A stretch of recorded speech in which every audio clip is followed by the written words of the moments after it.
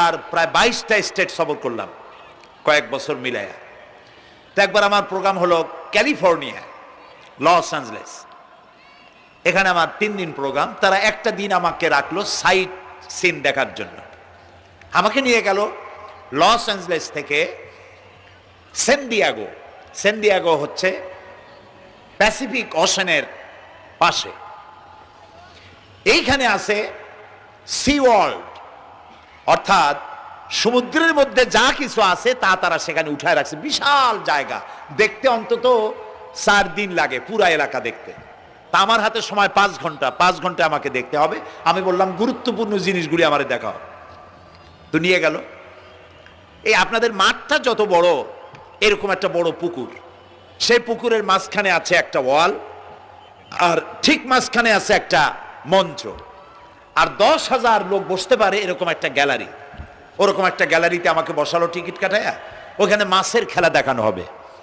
যারা খেলা দেখাবে তারা হাতে তুড়ি দিল, সঙ্গে সঙ্গে 2টি মাছ ওই পাশ থেকে তারা ভিতরে বড় গেট আছে, সেই গেট দিয়ে এপারে চলে আসলো। আমি লক্ষ্য করলাম খেলা যারা দেখাবে তাদের মুখের কথা, বাঁশির আওয়াজ, হাতের ইঙ্গিত মাছে বোঝে।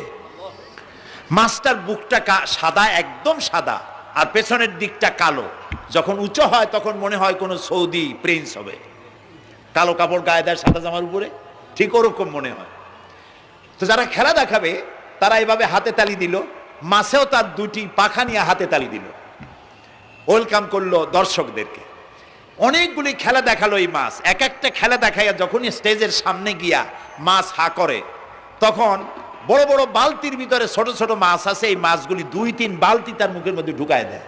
আমার কাছে মনে হলো ওর গ্রাসটা এত বড় যে আমার মতো 12-14 জন বা 15-20 জন যদি ঢুকায় তাহলে মাছে মনে করবে যে কোনো চেলাপুটি ঢুকছে, এর থেকে বেশি কিছু মনে করবে না। এত বড় মাছ, শ্যামু ফিশ বলা হয় ওটাকে।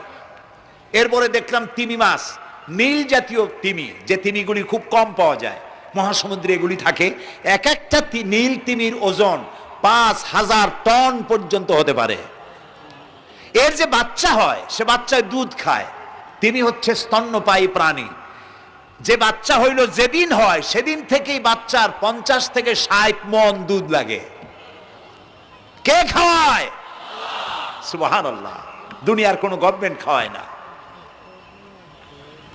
দুনিয়ায় স্থলভাগে পিঁপড়া থেকে শুরু করে হাতি পর্যন্ত, ছোট্ট চেলা পোকা থেকে শুরু করে সাপ, বড় বড় পাইথন পর্যন্ত, টোনাটুনি পাখি থেকে শুরু করে ঈগল পর্যন্ত, নদীর ভিতরে চেলাপুটি থেকে শুরু করে তিমি মাছ পর্যন্ত অসংখ্য প্রাণী সকাল বেলায় খালি পেটে জঙ্গল থেকে, গর্তের মধ্য থেকে, বাসা থেকে, পানির মধ্য থেকে যার যার আস্তানা ছেড়ে আহারের অনুসন্ধানে শত সহস্র কোটি প্রাণী সব যার যার ক্ষুধার পেট নিয়ে বেরিয়ে যায়।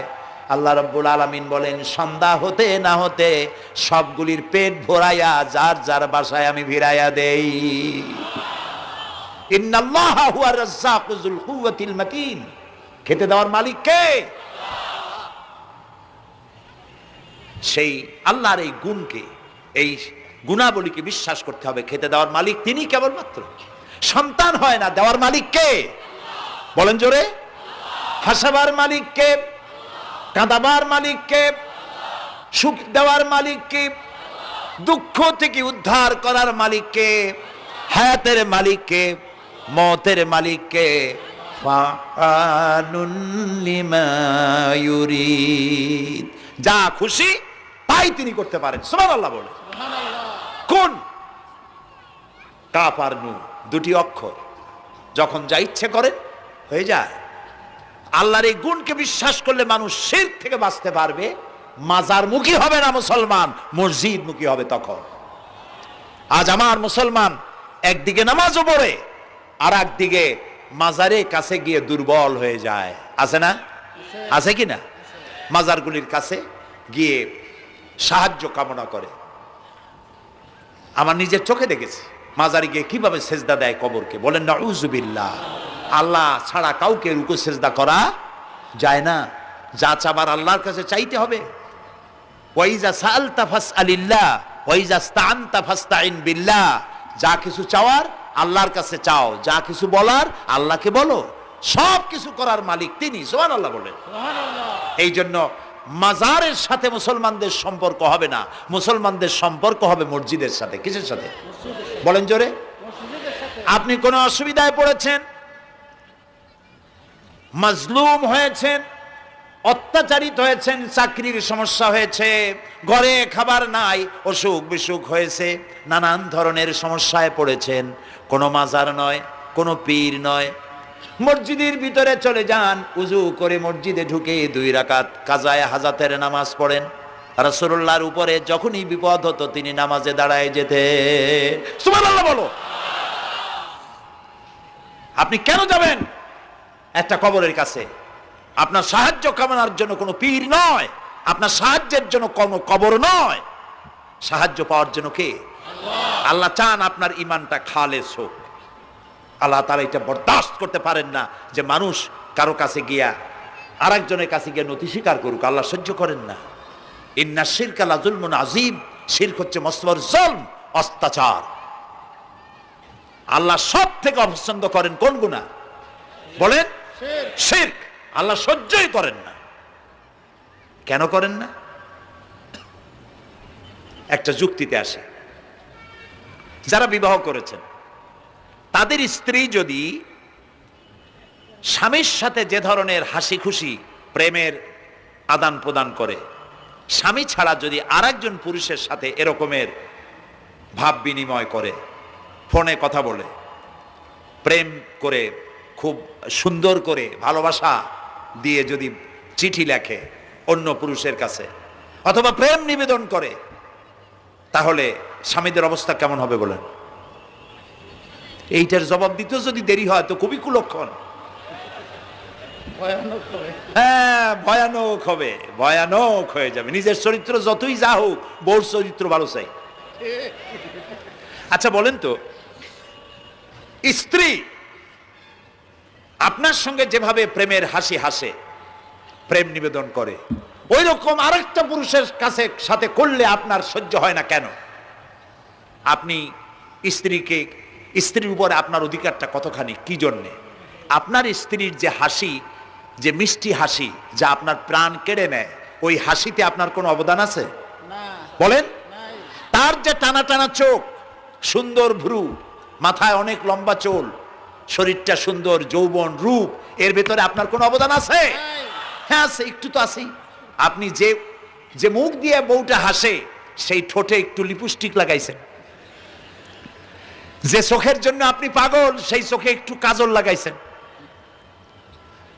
শরীরটাকে পেঁচাবার জন্য সুন্দর একটা শাড়ি কিনে দিছেন।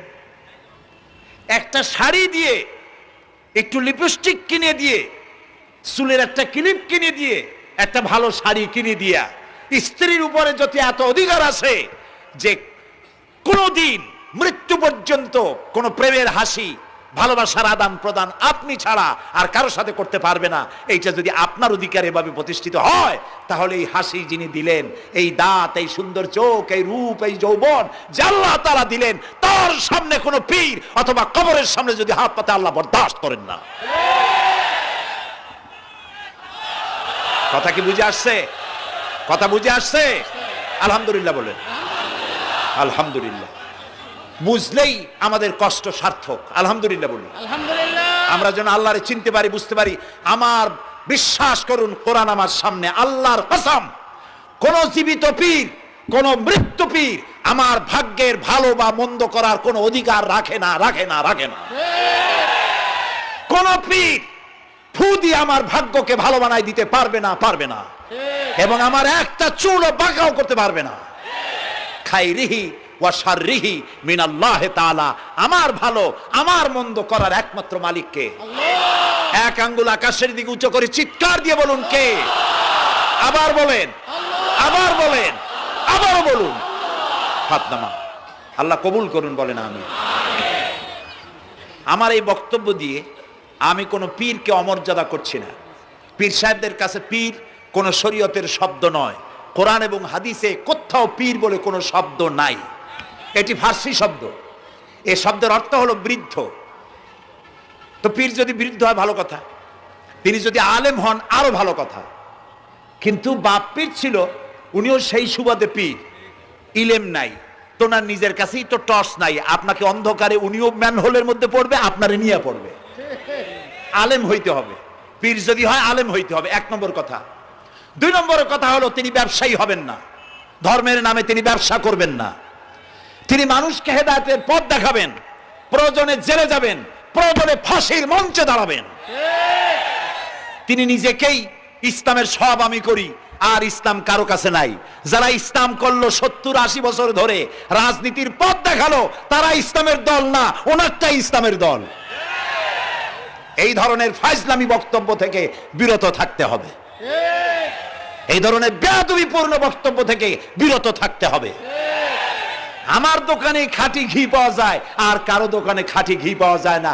ইসলাম নিয়ে এই ধরনের মনোপলি বিজনেস করতে দেওয়া হবে না। প্রিয় ভাই সব, আমরা পীর সাহেবদের চিনি। পীর ছিলেন শাহজালাল রহমতুল্লাহ আলাইহি, সুবহানাল্লাহ। যুদ্ধ করা লাগে না, আজান দিয়েছেন, মূর্তির মাথা ভাঙ্গা চুর চুর হয়ে পড়ে গিয়েছে। গৌর গোবিন্দ পলায়া কুল পায় নাই। লোকেরা যায় তার মাজারে গিয়ে গজাল মাছ জিয়ারত করে আসে, কিন্তু তরবারিটা দেখে আসে না। দোধারি তরবারি এখনো আছে, সুবহানাল্লাহ বলেন। পীর ছিলেন হযরতে বাহাউদ্দিন নকশবন্দি, মুজাদ্দিদ আল ফিসানি রহমতুল্লাহ আলাইহি, বড় পীর আব্দুল কাদের জিলানী রহমতুল্লাহ আলাইহি, খাজা মঈনুদ্দিন চিশতি রহমতুল্লাহ আলাইহি, শাহজাহান আলী রহমতুল্লাহ আলাইহি। কত ওলিউল্লাহর মাজার দিয়ে আমার দেশ ভরা, আলহামদুলিল্লাহ কর। আরে একদিকে মানুষকে মুরিদ বানায়া মুরিদের টাকা দিয়ে নিজেদের পকেট ভরেন নাই। ওনারা এরকম করতেন না, এইরকম করতেন। আর রাসূলুল্লাহ বলেছেন এই রকমের হাতের মর্যাদা নাই, এই হাতের মর্যাদা। আমি পীর দেখছিলাম, বাইতুল শরফের পীর হযরত শাহ আব্দুল জব্বার সাহেব, আল্লাহ তাআলা জান্নাতুল ফেরদাউসের মেহমান বানায়নি। এই বাংলাদেশে শত শত মসজিদ মাদ্রাসার এতিমখানা তৈরি করে গেছেন, সুবহানাল্লাহ। বৃষ্টির মৌসুমে চট্টগ্রামের বাড়ি তার, 14 বছর মাদ্রাসায় ওয়াজিদিয়া চট্টগ্রামে 14 বছর বুখারী শরীফ পড়িয়েছেন। কি মানের আলেম, খালি পীর না। মুরিদরা যত টাকা দিত, এই টাকা দিয়ে বড় বড় মাদ্রাসা মসজিদ করেছেন। আর বৃষ্টির সময় সাথী সঙ্গী নিয়ে বস্তি এলাকায় যেতেন, পলিথিন দিয়া ছাওয়া, বাচ্চা আর তার স্বামী নিয়ে কাতরায় এক কোনায় বসে আছে, খাবার নাই, চাউল নাই, অসুস্থ, তাদের চাউল দিয়ে আসতেন, তাদের রান্না করার শাকসবজি দিয়ে আসতেন, ওষুধ দিয়ে আসতেন, হাড়ি পাতিল দিয়ে আসতেন। বন্যা হলে, তুফান হলে টাকা উজাড় করে যা মুরিদরা দিত সবগুলি উজাড় করে মানুষের খেদমত করতেন, সুবহানাল্লাহ। কাজেই যারা জামায় অনেকগুলো পকেট সমানে নিতে থাকে আর ভরতে থাকে, এইভাবে করে এই ব্যবসায়ীদেরকে পরিত্যাগ করতে হবে। পীর হচ্ছে ওই সমস্ত লোক যারা নাকি ধর্মের নামে ব্যবসা করে না, বরং আল্লাহর দ্বীনকে প্রতিষ্ঠা করার জন্য কথা বলে। প্রিয় ভাই সব, আমাদের জেহেন সাফ করতে হবে, পরিষ্কার করে বুঝতে হবে আমার ভালো আমার মন্দ কে করতে পারেন? আল্লাহ। সম্রাট শাহজাহান নাম শুনেছেন? কোথার বাদশা বলেন? দিল্লির সম্রাট। সম্রাট শাহজাহান, পৃথিবী জোড়া নাম তার। কবি বলছেন, শাহনে জাহাं को जिन्हें फख्र से देते थे बाज, वाज कब्र में है सूरह अलहम्दु की मोहताज। যে শাহজাহানকে কর দিয়া ট্যাক্স দিতে পারলে জনগণ নিজেদেরকে গৌরবান্বিত বলে মনে করত, সেই শাহজাহান কবরে শুয়ে আছে, সূরা ফাতিহার মুহতাজ হয়ে আছে, সুবহানাল্লাহ। যদি কেউ আমার কবরের কাছ থেকে হেঁটে যাইতো আর একটু সূরা ইখলাস পড়ে সবরে সানি করতো, আমি কিছু পাইতাম। আহারে, এই এতিম ফকির হয়ে শুয়ে আছে। এক ফকির দিল্লি ঘুরতেছে, একজন বলছে, ভাই তোমারে তো খয়রাত করে দেখতেছি আমি সেই ছোটবেলা থেকে, খালি তুমি খয়রাত করো। একটা জিনিস আপনারা মনে রাখবেন, গরিব, আজকে যারা গরিব পরিশ্রমের মধ্য দিয়ে কালকে তারা ধনী হতে পারে, কিন্তু যারা ভিক্ষুক, যারা ভিক্ষা করে, জিন্দেগিতে কোনোদিন তারা বড় হতে পারবে না। ভিক্ষা করা যাদের অভ্যাস, জীবনেও বাড়ি করতে পারবে না, জীবনেও ধনী হইতে পারবে না, কিন্তু গরিব ধনী হইতে পারবে। কারণ হলো আল্লাহর কাছে দুইটা বৈধ জিনিস অত্যন্ত ঘৃণিত। কয়টা? একটা হলো তালাক, আর একটা হলো ভিক্ষাবৃত্তি, মানুষের কাছে চাওয়া। আল্লাহ পছন্দ করেন না। কই ভিক্ষুক ঘুরতেছে। একটা লোক বলল, মিয়া তোমার তো সারা জীবনই খরচ করতে দেখি। কই খরচ করবো না, করবো কি? যার কাছে যাই সে দেয় 4 আনা 2 আনা 1 টাকা, এর বেশি তো দেয় না। তো আমি কেমনে বড় লোক হবো? কয় যে তুমি বাদশারের চোখে দেখো না, বাদশারের চোখে দেখো না। কয় বাদশার কাছে কি আমার মতো লোক যাইতে পারে নাকি? কল না, যাইতে হবে, যাও। বাদশা একবার যাবা, এমন দেওয়া দেবে জীবনে আর তোমার খরচ করা লাগবে না। পাতি শিয়ালের পিছনে ঘুরে তো লাভ নাই। পাতি শিয়ালে খায় মুরগি, তোমার একটা ঠ্যাং দেবে, দাঁতের খেলালের কাজ হবে না। বাঘের পিছনে ঘোরো, বাঘে খায় গরু আর হরিণ, একটা রান দিলে তুমি 1 সপ্তাহ খাইতে পারবে। কাজে ঘুরতে গিয়েও বোঝা উচিত কার সাথে ঘুরি। তো বলছে বাদশার কাছে যাও। তো বাদশারে পাবো কই? কই তো দেখলাম কেবল মসজিদে ঢুকলো।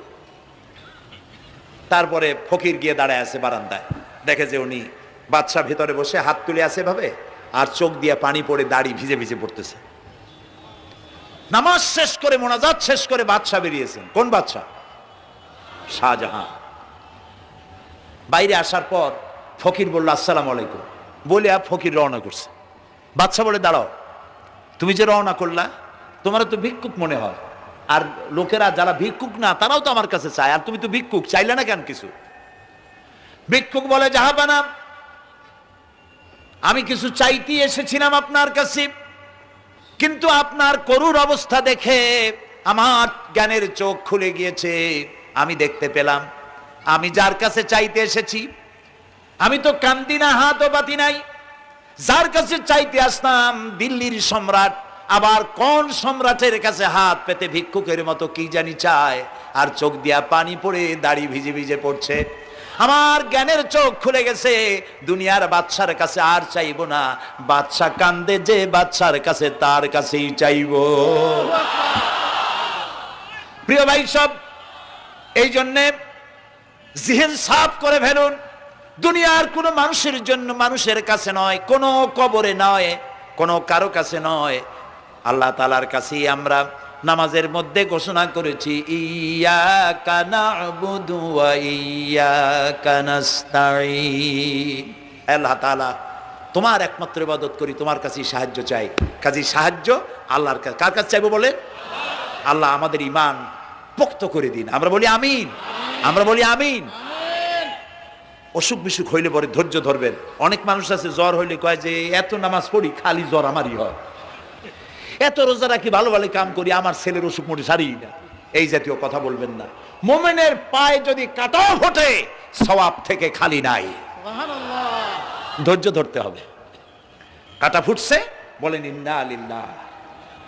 আজাবান লিল মুমিন, মুমিনের জন্য বড়ই আশ্চর্য ব্যাপার, বিপদ হইলেও শুকর আদায় করে, আর সুখে থাকলেও শুকর আদায় করে। সুবহানাল্লাহ বিহামদি। বিপদ আসলে সে বলে ইন্না লিল্লাহি, বলেন ইন্না লিল্লাহি ওয়া ইন্না ইলাইহি রাজিউন। আর যখন শান্তি আসে বলে আলহামদুলিল্লাহ। দুই অবস্থায় তার জন্য নিয়ামত আল্লাহর তরফ থেকে সে পায়, আলহামদুলিল্লাহ। প্রিয় ভাই সব, তো আল্লাহর উপর ঈমান আনার জন্য কয়টা শর্ত বলছি না? এই যে প্যাচ লেগে গেছে, কয় যে 3টা। আল্লাহর উপর ঈমান আনার জন্য শর্ত কয়টা? 4টা। 4টার বলছি কয়টা? 2টা। আরেকটা হচ্ছে আল্লাহর কুদরত, এ বিশ্বাস করা। আল্লাহর কুদরত মানে শক্তি। আল্লাহর কিছু বিশ্বাস করবেন, বলেন জোরে? শক্তি। আকাশ এবং জমিনের শক্তিশালী কে? কিন্তু আমার দেশের জনগণ, কিছু কিছু রাজনীতিবিদরা বলে জনগণই নাকি সকল ক্ষমতার, সকল শক্তির উৎস। কি পাগল! তুমি ক্ষমতার উৎস? নাকের মধ্যে ময়লা, দাঁতে ছাতা, পেটের মধ্যে দুর্গন্ধ ভরা, ক্ষমতার উৎস? আশ্চর্য কথা। এই যে ক্ষমতার উৎস, হাজার হাজার লোক এখানে বসা, 2টা ভাউয়া ব্যাংক যদি 2 কোণা দিয়ে ঢোকে, ভাউয়া ব্যাংক চেনেন? বিগ সাইজের ব্যাংক, 2টা যদি দুই দিক দিয়ে ঢোকে লাফাইতে লাফাইতে, সামনে যারা আছে এমনি লাফাবে। অন্তত টঙ্গী তামিরুল মিল্লাত মাদ্রাসা ছাড়াইয়া তারপরে ফিরে তাকায় বলবে, ভাই আমরা দৌড়াই কেন?